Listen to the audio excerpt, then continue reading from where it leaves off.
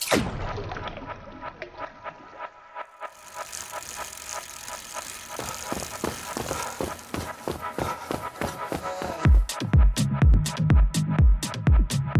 everybody, and welcome back to Endure, the Athlete Story. On today's show, we have Derry Quigley. Danny is a triathlete from Ireland who plans to do 10 Ironman in 10 days this August. For anyone not sure of what an Ironman consists of, it is a 2.4 mile swim, followed by a 112 mile bike, followed by a 26.2 mile run, which could take Danny up to maybe 14 hours to complete, and he plans to do 10 in a row in 10 days. So it's a mammoth challenge, but Danny has a great reason for doing it. He's doing it in memory of his late father, Colm Quigley, who sadly passed away 10 years ago this year. So in this episode, Danny gets on the challenges he's going to face and how he's really willing to take these on, and why he's doing such an event in memory of his father, Colm, who inspired him as an athlete and as a father, and he wants to continue his legacy and helping others and passing on advice. So it's a really good episode, and I hope you enjoy it. But just before we get into it, this show is brought to you by EJX2 Coaching. I'm a triathlon coach with a background in sports science, and I also provide lactate testing for anyone based in the northwest of Ireland. So if you are interested in getting a chat about your training or in getting some testing done, please feel free to get in touch. You can email me at ejx2coaching@hotmail.com, or you can message me on Instagram or Facebook at ejx2coaching. If you are interested, just give me a message or an email, and I'd love to get a chat to you. So let's get into it. Hope you enjoy this chat with Danny, and let us know what you think. Leave a comment, write a review. Cheers, enjoy. So, Daniel Quigley, welcome to Endure, the Athlete Story podcast. It's great to have you on the show. Thanks, Emma. Hey, it's my pleasure. Hey, to come on. Thank you for having me. Good to get you on and talk about this challenge you have coming up, but we'll touch on that in a wee minute. Tell us, Dan, how's the last few months treating you? Same as the rest of us in lockdown, but tell us how that might affect your work and just adapting to it. I have a wee gym here out in Newton Cunningham, and it's just been shut now, Emma, since I can't even mind. Hey, it's been that long. It's been shut that long. Hey, it was just after, sort of before Christmas came and around then. But it's like everybody. It's just different. Hey, everything's different for me. Not getting up for my early starts and all that carry on. But just I don't know. Hey, I don't know what it's like for you, but it's just been different for me. Everything's changed, you know. Well, that's it. Everyone's just world or their own schedule sort of has been sort of flipped upside down, whether it's your work or your sport or whatever. So you just have to adapt and keep going. So like what sort of things have you been doing? Like if the gym's closed, have you been doing online things for your members or? I've been doing like a wee Zoom class, and luckily enough, see, like the wee youth clubs and stuff, they're keeping me busy. Leaf Fair's got me doing like this wee program on a Wednesday just for like the local youth, just doing like wee 20-minute Tabata sessions and all, like all bodyweight stuff for all the ones on the youth club. But apart from that, hey, like I do like a wee Zoom class for members and stuff on a Friday night, but there's nothing really happening, hey, for me. Not really doing much work, hey, at all. I'm not too bothered, but I can't wait to get back to it. I can't wait to get back to work to see everybody, and doing the Zoom class just isn't the same, I don't think. No, definitely not, especially for it might work for meetings or something like that, but for Aye, physical exercise and aye. It PT just doesn't. sessions, it just Uh, doesn't do hasn't the got the same same thing. buzz. So, Hey, and have there's you no atmosphere. any idea when you can open or? There's uh there's no really like, Mm, but probably hopefully follow suit. I think stuff start to open now this month in the yeah. north. So hopefully not too far behind in the south. Hmm. But no, I can't wait to get back here.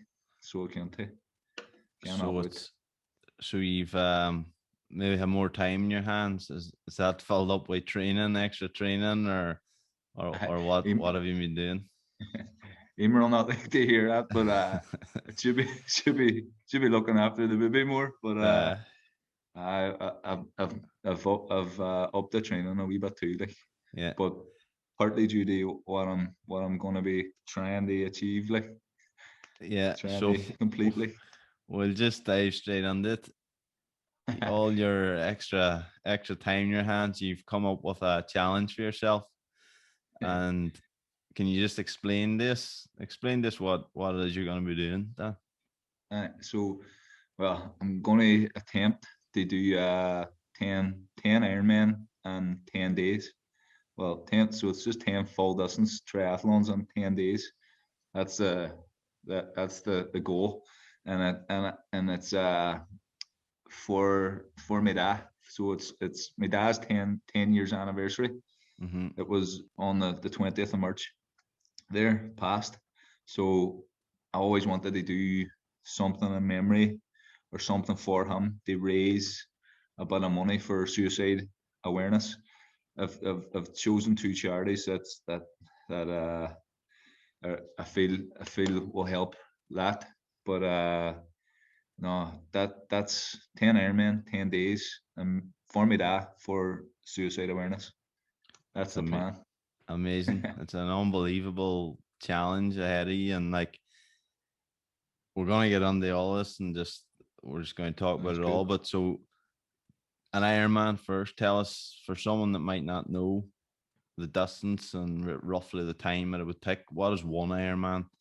Never mind Uh, 10. so so one Ironman's a 2.4 mile swim, um, which is probably, I would say, the simplest out of the three. And Mm-hmm. then you probably agree. If anybody knows how this man swims, uh, I would say that's his favorite anyway. Well, it's definitely if you had to choose to do a relay or one of them, it's definitely this one is definitely the easiest, I The would one for say. you.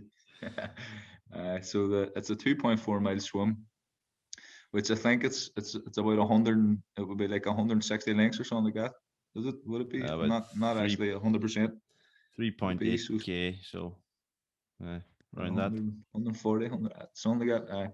But and then you've got a 112 mile bike, which hopefully I'll get a lot of help with. So hopefully I'll get a lot of riders out with me, Mm-hmm. Yeah, so I can save a bit of energy that way. yeah. Um, Hopefully, fingers crossed, to get as many people as I can. You being one of them. That's all right. I might need to take a draft a few times off you, but I'll do my best. Uh, so that's the second part, and then the last part then's a 26 mile run. So it's a marathon run. Like Marathon. that, that's the one I'm dreading So that out of the three. that so that's the killer. that's an Ironman. That's a full distance Ironman, and you're planning to do one of them every day for 10 days, which is tough. Well, how long roughly would you reckon that would take? Dan, like you might know exactly, but if you had to do Well, one, what do you reckon would take? so like I'm trying to work it in my head, like what sort of would be the right pace to do it. Mm-hmm. Like if it was the race one, I would like to be under 10 hours, like Yeah, no doubt. I would yeah, like to be under 10. And it depending on the course, maybe under 9, depending on if I got an easy course and good conditions. mm-hmm. But like nowhere near that for Yeah, these. yeah. Like I'm planning on going maybe like an hour and a half I'd be happy with like an hour and a half on the swim. Mm-hmm. The bike, anything from sort of 7, maybe 7 to 8 hours, maybe. Yeah. Faster, happy days, even better. Mm-hmm. Um, and then the marathon, like you're looking sort of between 4 and 5 hours, maybe. Like I'm giving myself sort of Aye. more time than what I could do it if I went as fast as I could. No, Mm. I'm giving myself a lot of time to play with. Yeah. So I like, uh, that's the that's the Because goal. I Say, suppose, sort of. If go ahead. I know if it, I think if I got around, if I got finished in about 14, 15 hours, Mm-hmm. that would give me enough time to eat again, a wee bit of a break, maybe get my legs rubbed and stuff, and then get a sleep for the next day. I Yeah. think that's the main thing. Yeah. Because I Uh, suppose when you're doing a challenge of this extent, you have to keep in mind things are gonna go not the plan. I don't want to say wrong, but I hope they don't go wrong. But like you can't. It's not. Hopefully, you're right. it goes as best as possible. But you know going on that, like you know going on the any triathlon, something's going to happen. You could take a wrong turn. You could take anything. So you have to be ready to be planned. So you can't really. It's good to hear you say that like you're planning for like big time Uh, gaps, 4 to 5 hour marathon, because you just don't know what could go wrong in terms of just your body or your or whatever nutrition. So obviously you'll have it all planned out, but you're in it for the long run and just have to like it's going to be a real mental battle. I would assume. What do you uh, think? you're 100% right. Like anything could happen. I could come off a bike. I could get tired, hit the boy in front of me or anything. No, there's loads of things that could happen. That could set things off. I could just go out and have a really really bad day. Like it could Mm-hmm. be just like I'm sort of thinking like after the first day it's going to be like I'm going to be walking like John Wayne to the swimming pool. Like I'm going to be I think I'm going to be just absolutely exhausted, and I Yeah, know I'm going to have to do another 112 miles, and I know I'm going to have to do a 26-mile run after that. It's just going to be it's not going to be nice no, that way. but I suppose that is the reason you're doing it, and like Aye, you've chosen a hard challenge for yourself. It's not you didn't aye, you didn't choose anything, and knowing you as an athlete and racing against you, it's not your nature to say like it would have been easy for you to say I'm just going to go and run a marathon or do one Ironman. We know you can do that. This is interesting because aye, a lot of people probably think I don't think he can do that, and that's probably what's so interesting about aye, it. that's cool. In my head, it's sort of like I there's loads of things that could stop me. Mm, Like I could get shin splints on the first day, mm, and then I'm going to have to walk most of the marathon. I'm going to have to like there's just my body could just break down over the whole 10 days. mm. I think I'm nervous and I'm excited as well. It's sort of like I know I've got something like 130 days or something like that I've got before I do it. But it's like how can you even train for 10 Ironman in 10 days? No. I got That's the thing, how isn't it? like Yeah. that's Um, that's that's what I'm leaving. I'm leaving James. They sort that one out. yeah. And James is your coach for anyone that mightn't be aware. James Walton from New Meta Coaching. So he's looking after your training plan, I take it. Aye. Yeah, James is sorting out all that. He's got me on like sort of 16 to 20 hour weeks at the minute. Mm-hmm. Um, no swimming just yet because there's no pools. Yeah. But I think he's gonna get me in open water soon. Yeah. But uh, he's got a nice clear plan. I Mm-hmm. was just off the phone with him today, and he's got like a few training camps. Mm-hmm. So it'll be like a week where I'll really ramp it like right up. The volume will be just cranked right up. So I might even actually be doing more than 112 miles on the bike, Mm-hmm. and then doing a wee bit less on the run. And then I might be doing that like continuously over a few days, Yeah. just to see what happens to the body. I Mm-hmm. think like the things I'm worried about most are shin splints, because it will be a wee bit prone to that, Mm-hmm. and then blisters, saddle sores, toenails falling off, all that kind of thing. I think It's just all them wee niggly things that uh, actually would hold you back, or like would just make it yeah, just really really painful. Besides uh, the expected pain, you just don't want anything extra. So yeah, I it's know. just trying to Like prepare for that. uh, like say I was planning to do it in 15 hours. Like if I strain a muscle or break a bone, like it could take me 20 hours if I have to walk. Do you know what I Mm-hmm. mean? And then if I go over the 24 hours, I'm really in trouble. Yeah. Like then I'm going to be playing catch up Mm-hmm. to get the 10 in 10 days. So there's a there's a lot of stuff I'm kind of worried about, but And hopefully even as you said okay. that there, Dan, about if you get shin splints that bad that it was turned to a stress fracture and or something like that, but you seem as if you're willing it, the stopping. You didn't even mention stopping there. You didn't even mention quitting. It was just it was No, going to take you longer. Is I'm that I'm the telling me, attitude you're going on with it? Or I'm kind of telling my brain that I'm going to do it no matter Mhm. what, kind Yeah. of thing. But there's def, and I'm going to stay with that thought. I'm going to stay with that train of thought the whole way through the training. I don't want to put any doubt in there, but I know there's a lot of risks. Like I could like really wreck myself if I don't watch myself. Um, you're gonna have to go mentally very, very deep. You're gonna have to go. You're gonna go to dark places, isn't it? I assume. Yeah, But you have a man driving you, and it's your dad. So can you tell us a bit about yeah. how My this dad. like started and how what the driving force was behind this idea? Aye, no, that's cool.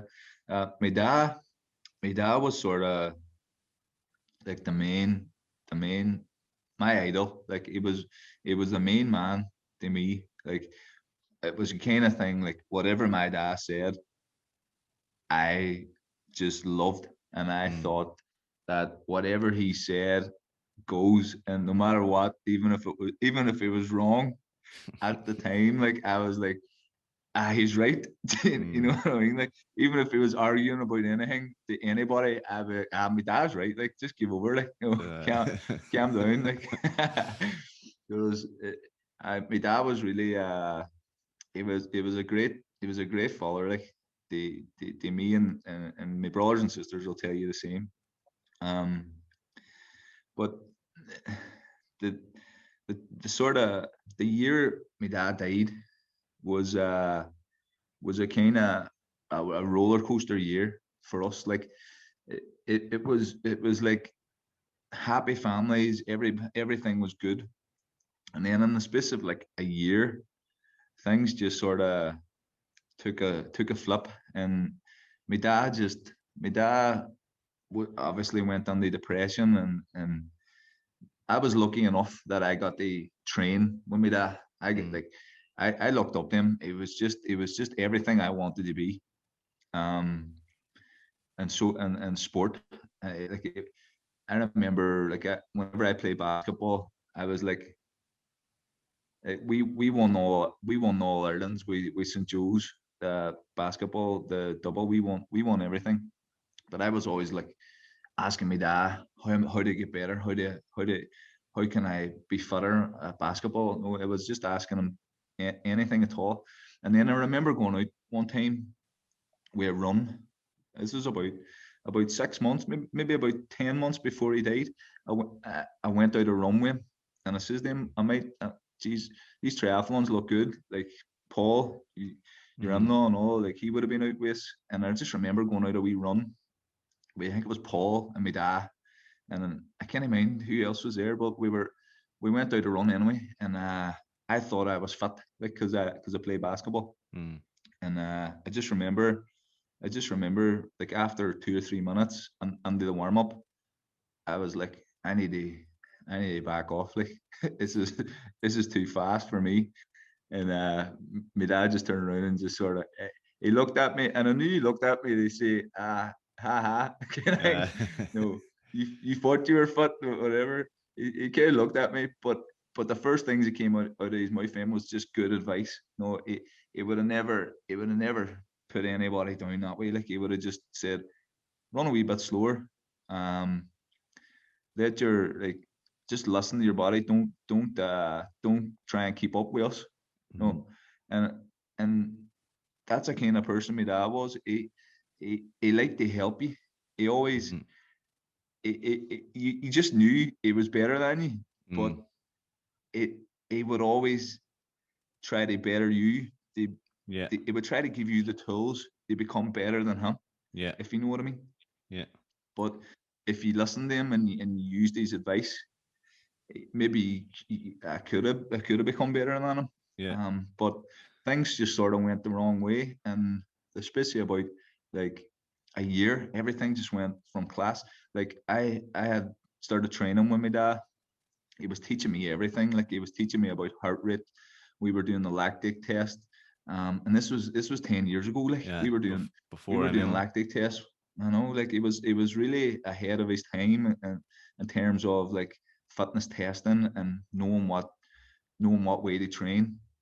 He was actually very friendly with a guy called Dan Murray, Hmm. who raced for Canada at the Yeah. time, and I think they met at the World Cup or something, the World Cup triathlon and Derry.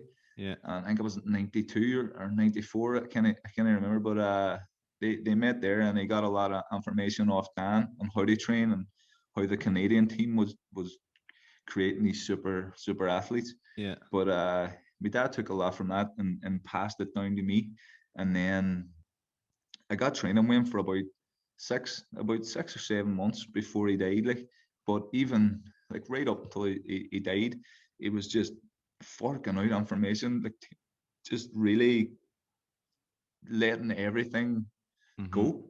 And he was giving it to people for free. Like it wasn't charging people. Like, obviously we had cost for the lactic tests and whatever else, but Yeah. it was given so much extra. You know, Hmm. you would have got you would have got so much from my dad, and it was only this they bring you on. That's the kind of like person he was. Like he Yeah. really he really enjoyed helping people become better athletes. Yeah. That And that just as for well as any, being absolutely savage himself. Like just for anyone listening that mightn't be aware, Dan's daddy was Colm Quigley. He was an elite. Be fair to say, Dan, he was an elite Irish uh, triathlete, and he raced for oh, Ireland. He was the best about in his day in triathlons, and the man they beat. So I never had the privilege to meet him. I got into the sport the year after he passed away, and then obviously my father-in-law Paul, who's your dad's training partner, and great, like great even friends. you're talking about his knowledge and his willing to like teach people.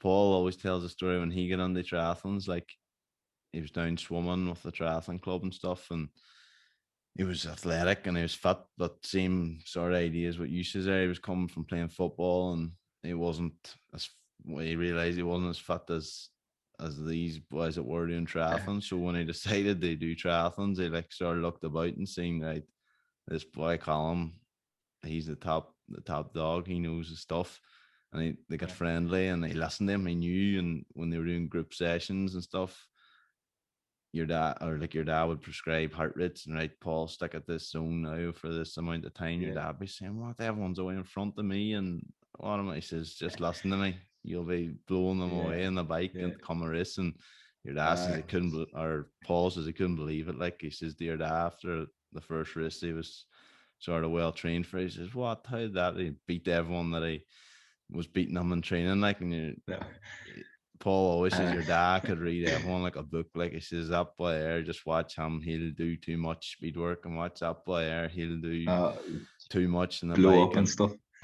he just knew it, and he was just like uh, like, real expert of the game. Like, uh, a good sort of example. My dad would always like told me would have been like your winter's like a spring, so you're just like coiling the spring up, and then come race season, then you're just releasing the spring, and mm-hmm. it's just shooting. You're going to So, shoot past everybody.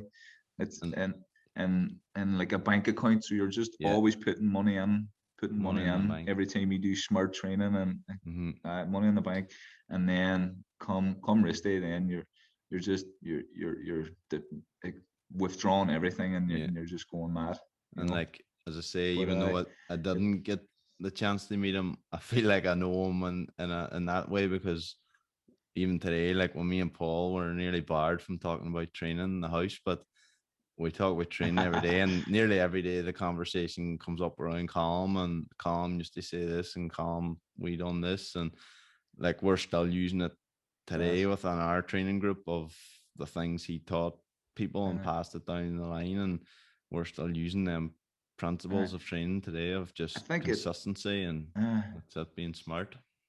Yeah, I think it sticks.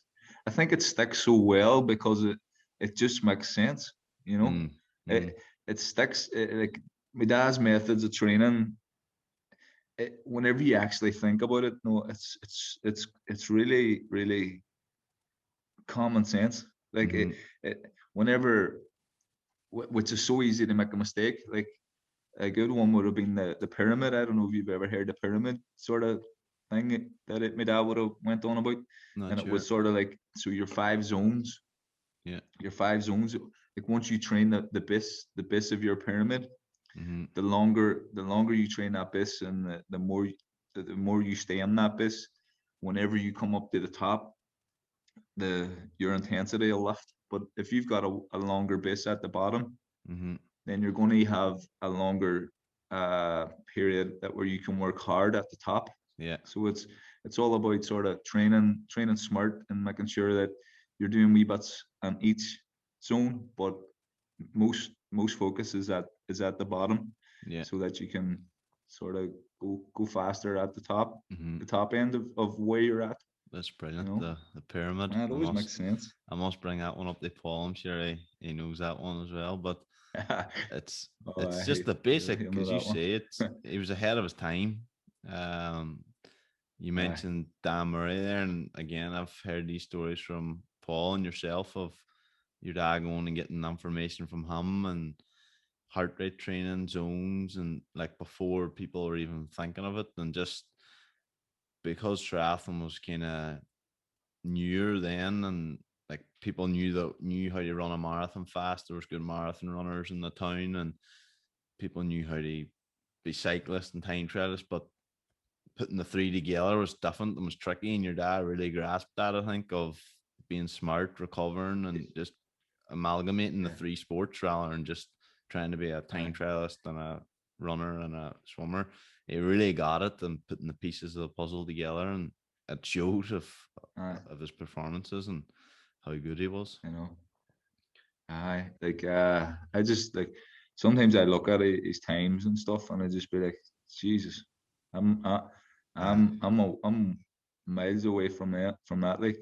Like even now, like some some of his swim times and bike times, like his bike times off the swim, he's nearly banging out a sub 30 minute, uh 12 and a half mile, like every time he got out of the pool yeah, or out of the water, like yeah, all the time, like and probably consistently doing it. on lesser bikes than what we have now, and not as good at technology and parameters and all that stuff. No. So he's just old school, proper old school.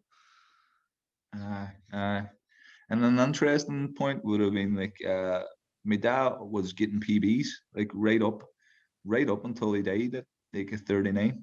He was getting PBs every year. Mm. Like he was getting faster and He was getting faster, better. which is uh as he got older, he was still getting faster. So it's his training techniques was over a long period of time. Yeah. It wasn't just get fast Aye. really quick It and wasn't a then quick fix. never see you ever again. No, Aye. I think that's important. Like my dad would always been at the top end.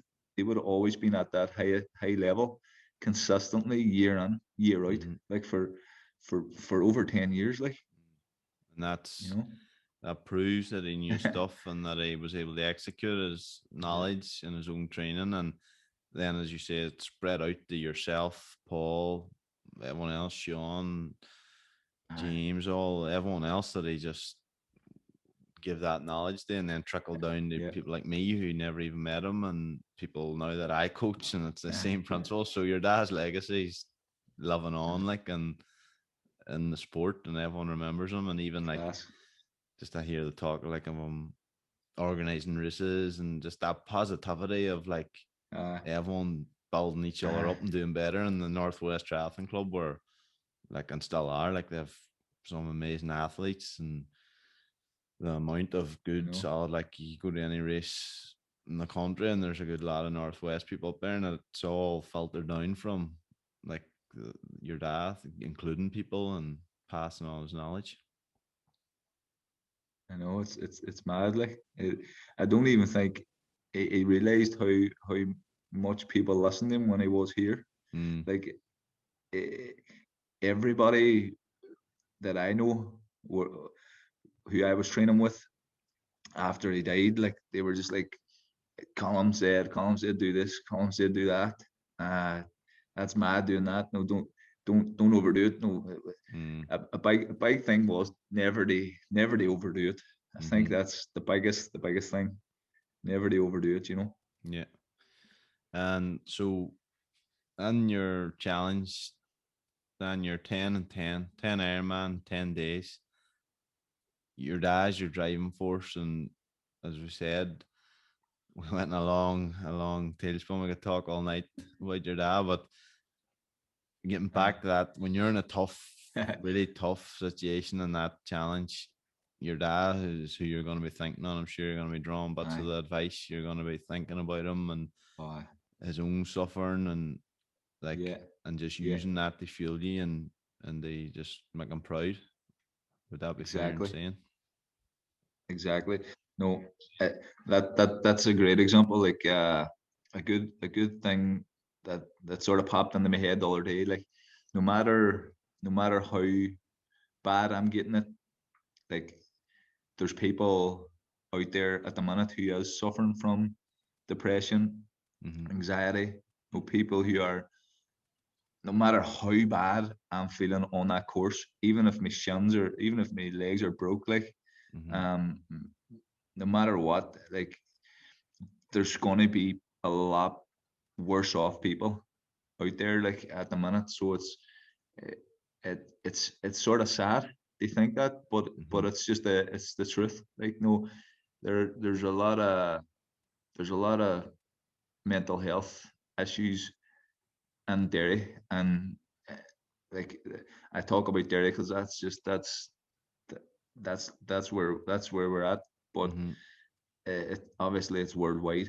No, there's serious mental health issues. I think the message I would sort of try to give anybody is get help. Like don't be afraid to ask anybody. Like just say like I'm not feeling well. Like Mm. my head's not good. Like and just keep saying it until you Yeah. tell the right person, you know, that will get you out of that sort of place. Like it's just a bad place to be. Yeah. And you know that's what's going to drive me on mentally, like I'm never going to be the worst off here. No, Yeah. no matter how bad this gets, like Yeah. I'm not going to be the worst off. Obviously, it's going to slow me down, and I hope I can get through it all. But Yeah. it's mentally, I'm going to be nowhere near any shape that somebody who is suffering from a mental health Yeah. uh, illness is feeling. No matter Yeah. what, no matter what happens, I'm not Yeah. going to be in that situation. And And I think raising that awareness is important. I think you should never feel like you can't talk to somebody, even even if you don't know who it is you're talking to. I think that's an important thing as well. Some people might feel that they've got one or two people who they can talk to and they can mhm. tell these things to. I think if you're feeling really, really down, just go chat to anybody and everybody until you can get somebody who you just click with, or Yeah. you get something back that gets you out of that place. Hey, because it's Yeah. not. I've never been in that place, and I hope they God I'm never in that place. But it can happen to anybody. I think Yeah. just if you're in that place, talk to somebody Mhm. and as many people as you can. Yeah. And it's You know. it's really good advice there, Dan. And I think, like, if you if someone sees this, or someone sees your challenge and what you're doing and what you go through, like you say, your message is to get help, and you're doing this for a couple of charities that can provide that help. So could you tell us about Yeah. these charities and Yeah. what they do? So any money at all that's raised through the GoFundMe is just getting split 50-50. We pay at a house, self-harm and suicide. So that's the first one, and one that's really, really close to me, and for loads of reasons, is the Bogside and Brandywell Health Farm. They uh they actually approached me the year after my dad died, and says, "Look, Danny, we would love to put your daddy's name to the jog in the bog." So the jog in the bog became Colm Quigley Jog in the Bog, Yeah. and And I was that's just a like, 5K race, Jesus, isn't it? class. That's a wee 5K It's a that's done every 5K. year, Yeah. and aye, that's like it's a wee 5K race that's on the bog side, and runs through the bog side in Brandywell. But last year, because of COVID, was done virtually, and I think it raised like £10,000 as well for like Brilliant. mental health and mental health services, where like people can just come in and have a one-to-one with Hmm. somebody. They just say, like, if you're feeling down, like, you could just go to any of these charities, or like, it doesn't even need to be a charity like who you're chatting to. It could be anybody. Yeah. But I've chosen Peta House and Brandywell Bogside Health Farm Yeah. just because feel they they they they've helped me a lot. You know. Mm-hmm. So on Peta House, there's an Irish there across the whole of Ireland, charity Aye. for mental health and suicide awareness. Is that right? Yeah. And Yeah. um, So I went for Peta House because like at the time we were living in Burt, um, where me where was their family home at the time. yeah. So I went for Peta House because Mhm. they would have been the local sort of people they talk to. Yeah, brilliant. We had Con Doherty on the show as well, and people can check out his interview in episode 1. But him and his two brothers um also done an Ironman challenge for Pieta House as well. So they done a backyard Ironman, and the youngest brother, Ethan, he swam swam in a pool in the garden. Um, the other brother, um, I can't remember his name now. He done the bike and on Zwift, and then Con ran the treadmill, and they broke the Ironman world record. um, Gee. for that. So I think they've done all the time here somewhere. They've done That 7 hours and 33 minutes for an Ironman. Obviously as a relay that should team. be. But again, just I shouldn't be too far away from hopefully. But that. again, just another example of people using For the their talent and for ability two. for um for good causes and raising awareness. So it's great to see you doing the same. And No, then it's classy. It's as you great to say as see. well, Brandywell and Bogside Health Farm is another local charity for mental health as well. And that's, as you say, in Derry City, we have a lot of mental health problems, and the more help we can raise awareness for it, the better. Yeah, definitely. Like we chose to do the run there as well. No, the run course we chose to do that down in along the foil. Like I think that's sort of a good link. Mm-hmm. Like how many people have thrown themselves under the foil. Like no, it's a kind of place where like there's a lot of walkers and stuff. So we've chose to run down there to sort of bring um smiles. To Yeah, see more smiles down and around the foil. No, to take away that sort of that's thinking brilliant. of it being a bad place. So it should be more full of more Yeah, smiles rather brilliant. than bad thoughts. That's brilliant. So tell us, Dan, about now this. You say it's 130 days away. You sort of touched on it there. Like, how do you train for it? How does that feel knowing in 130 days you have to undertake this challenge? And not to say that you've been training your whole life, and especially this last 10 years, you've been in endurance sports and triathlon. So you have been training for this. You're always fit. But Yeah. now that it's so close, just talk us through like what it's looking like week to week.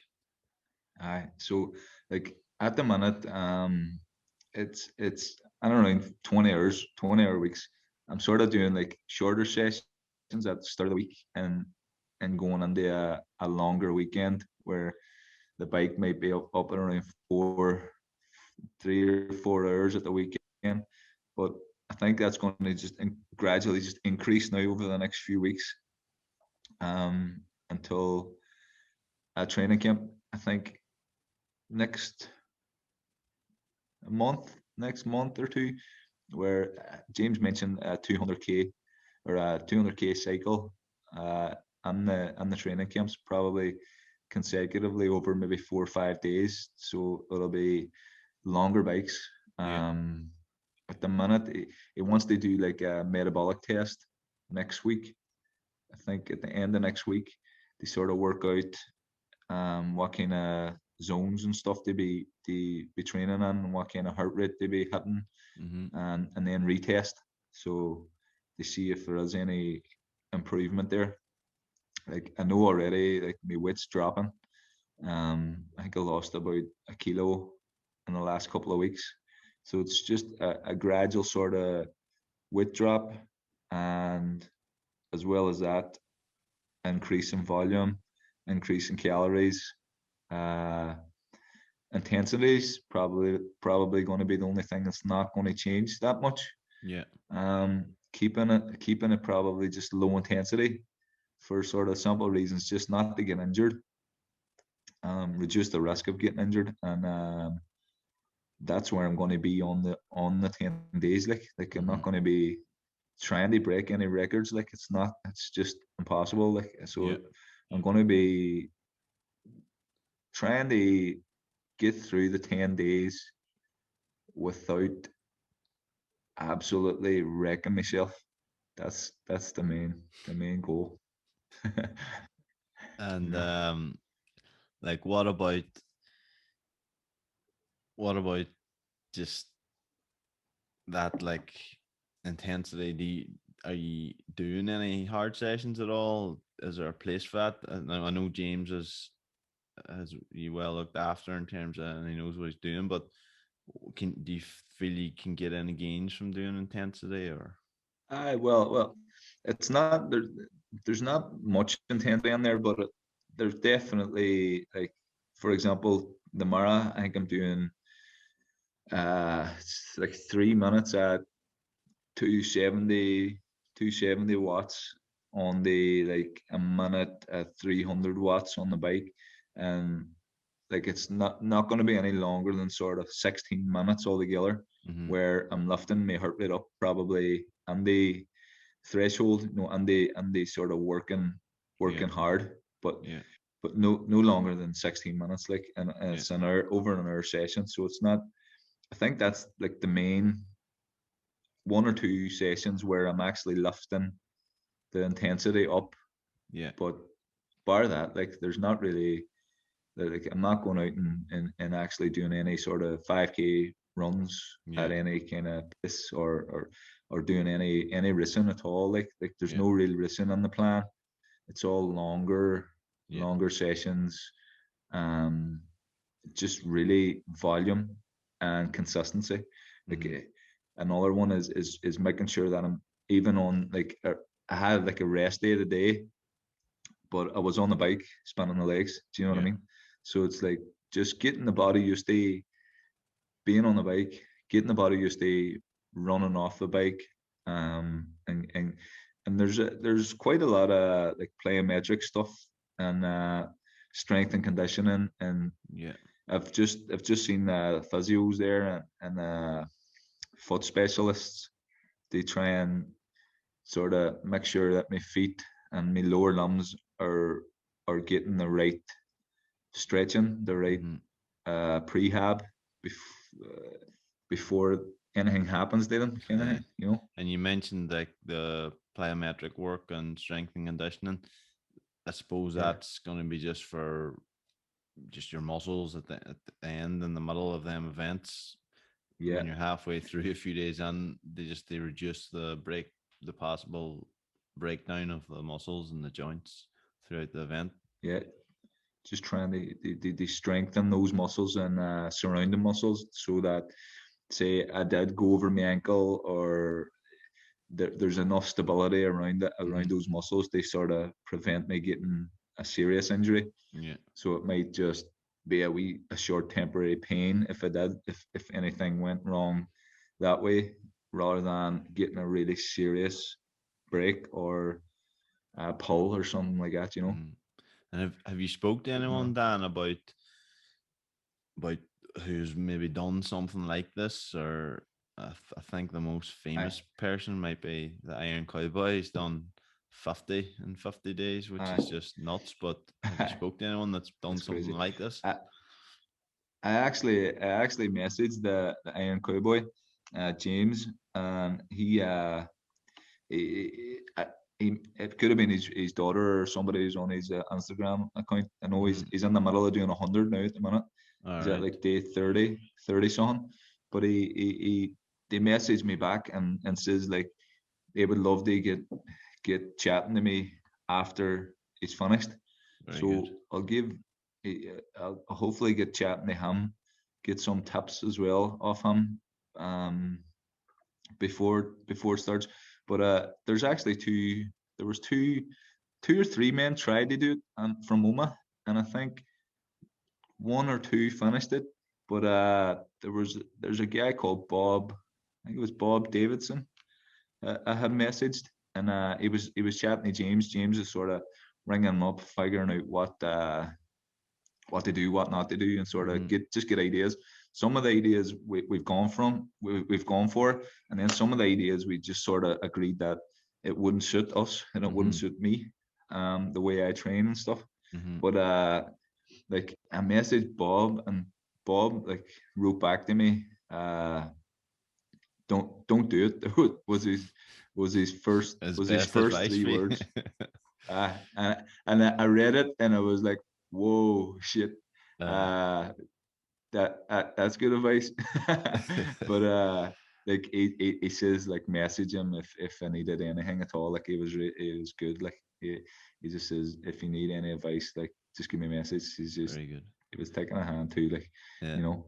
So But you have that support there, that's and what he says. you can reach out to people, and then you obviously have James, your coach, and you have a lot of training partners and people that support you in that way. So I think there's a lot of people behind you and looking to see you Oh, succeed hey, in it, and the likes aye, of ourselves, a few other boys we train with will be out to support you and give you a hand whatever way we can. aye, So you've got a date. You released a class. date for today. Is that right? Aye, so we just we were waiting on the confirmation from Destined. So Destined is the, do you know where the railway museum is there on the just where the Craigavon Bridge is there? You know Yeah, the yeah. railway museum. Mm-hmm. So we were waiting on them. They try and get like a room in there so we could set up a base, like a wee hub, Mm-hmm. so that after the bike it can have like a massage bed sitting there.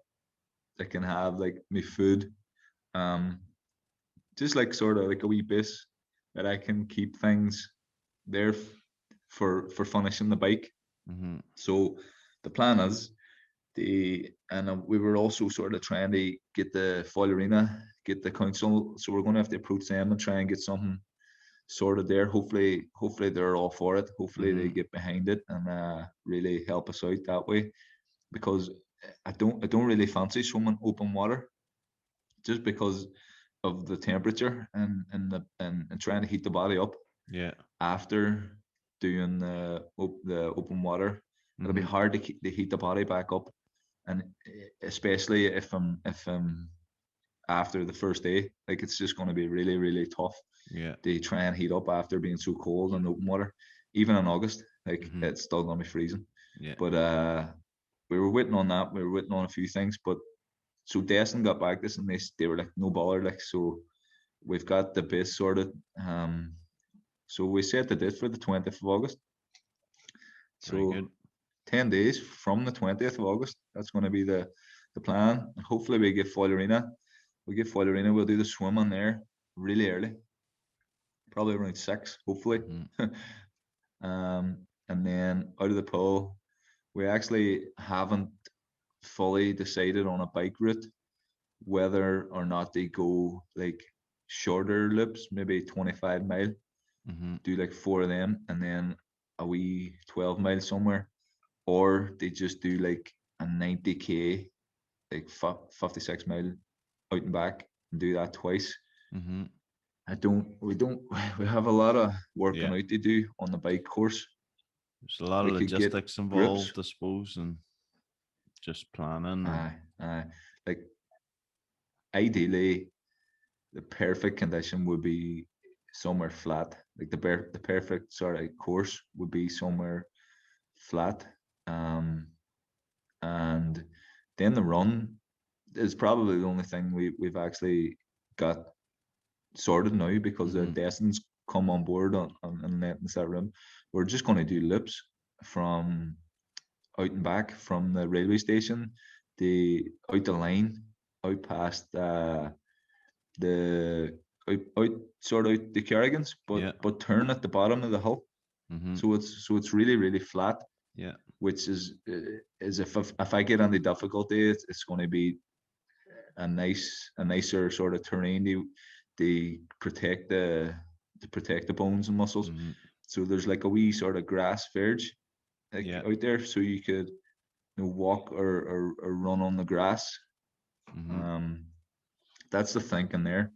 Keep it as flat as possible, because I don't want to be seeing much holes. Like, Yeah. it's just going to be extra Yeah. energy Yeah. that I ain't going to have. Like, you know.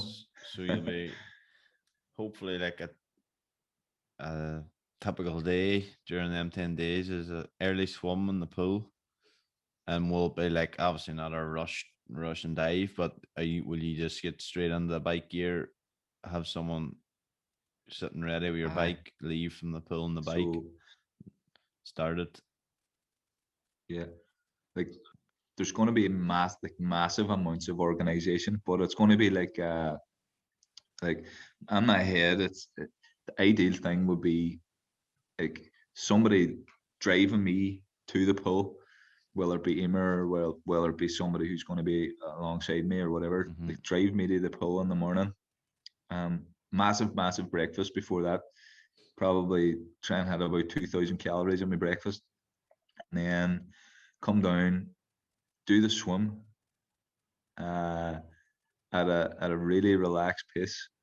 Um, if I can have somebody to chat to there, because Yeah. it's just going to be really monotonous, really boring at times, and I'll probably I don't know what I'm going to be thinking at the time, but it would be nice to have sort of someone to chat during the swim, just nice and steady. Maybe do every 100 meters off 2 minutes. I don't know. Come on 150 or one whatever, and have a wee 10 second. They stop and do whatever, and then do the swim in the pool. As soon as I'm finished the pool, really like just take time and look after my body. Like make sure it's completely dried. I've got talc on my shoes. I've got enough talc around my feet. Trying to protect the body as much as I can. Have a look at what the weather's like. Have a look at where the wind's blowing. Mm-hmm. Make a call on the bike course out of whatever courses we've decided on, and make sure that all my gear's there. Make sure everything's sitting there ready to go. Like it's not just like Yeah. throw on your helmet, do your shoes. Like it's going to be making sure that I'm sort of as comfortable as I can be Yeah. on the bike, and I'm protecting the body from sores and weather and Mm-hmm. all that kind of things, all them kind of things, and head out, do the bike. Again, the more bikers I think's on the course, probably the better. Yeah. So the more people helping me get around the bike course, the better. And then eat on the bike. Gonna be massive, just massive amounts of fueling and massive amounts of water. If it's warm, I'm gonna be really dehydrated and stuff. So I need to make sure I'm drinking enough water. Um, and then finish the bike at the railway station at Destin. Hopefully, I'll have like some sort of hub set up where I can get a rub. Um, just get ready then again for the run. Or maybe take half an hour to myself, eat, sit down, and even have a meal or something. Mm-hmm. And then head out and do the run. Come back after 5 or 6 hours, and then Do it all again. get back on the massage bed, and then do it all again. Then the next day, hey. So it Aye. really is just like a ultimate endurance, physical and mental endurance challenge, and you're just in it for the long run. You're in it for the 10 days. You say it's not. Yeah. It really is slow and steady, and just endure the 10 days, which is unbelievable. It's hard to imagine, and it'd be great to do whatever I can to help you out during the time and leading up to it. Oh, But classy. it's for anyone Sweet. following your story, or wants to follow along your journey and the training. Where would they find you then? Like I'm on Instagram and Facebook there. Just Danny Quigley. You'll get me on that. Yeah, Um, we can put that in the, the show notes. Sounds good. And like I'm putting up a daily training blog where it's just a wee sort of short either video or picture of, and like a wee tiny breakdown of what I've did that day. It doesn't go into much detail, but like it's enough to sort of get the grasp of what I'm doing each day. Mm-hmm. And then there's like sort of videos and stuff. Kieran Lockhart, he's doing amazing stuff. He's the camera guy who's like interviewing me every now and again, and seeing how I'm getting on. Yeah, He's a great friend. I know him from basketball. He's the man behind all the interviewing and all the like camera work, yeah. and so he'll keep that updated and stuff as Yeah. well. So you can see all that over at Danny Quigley on Instagram, Yeah, Facebook, and yeah. your GoFundMe. We'll put that in the link as well. But you have a That's GoFundMe page, Dan, where people can donate. so yeah.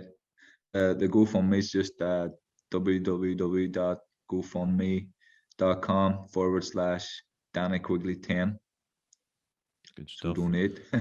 Donate, everyone donate. We'll Donate, get that in the link donate. below, and we'll also have the charities, Pay at a House and Brandywell Bogside Health Forum, their websites as well, where people can check out, and anyone that is maybe struggling with anything's mentioned in this this episode, they can click on one of them links and um, reach out to somebody or reach out to myself or Dan here.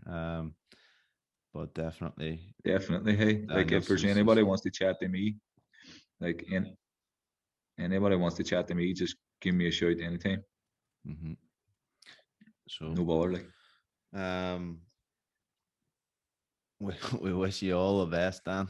10 Ironman, 10 days. An unbelievable challenge, and I can't wait to see you execute it and yeah, um, thanks. help you out along the way. Thanks a million for coming on the show, Dan. That's fine. Hey, thanks for having me. Hey, and definitely, I'll definitely need your help. Hey, No bother. thanks, sir. I'll do what I can, but I think I might struggle to keep up with you after a while. I don't know about that, sir. I don't know about that. Thanks very much, Dan. I appreciate it. So, show's over, everybody. Thanks very much for listening. I hope you enjoyed that chat with Danny. And if you did enjoy it, please leave a review. It would mean a lot. Help people find the show. Let people know what they think of it. Thanks again for Danny for coming on the show. And we wish him all the best in his 10 Ironman and 10 days challenge. If you are about Derry, get out and support him. Give him a hand.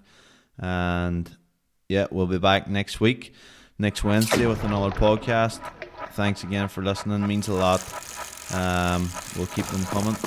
Cheers. See you.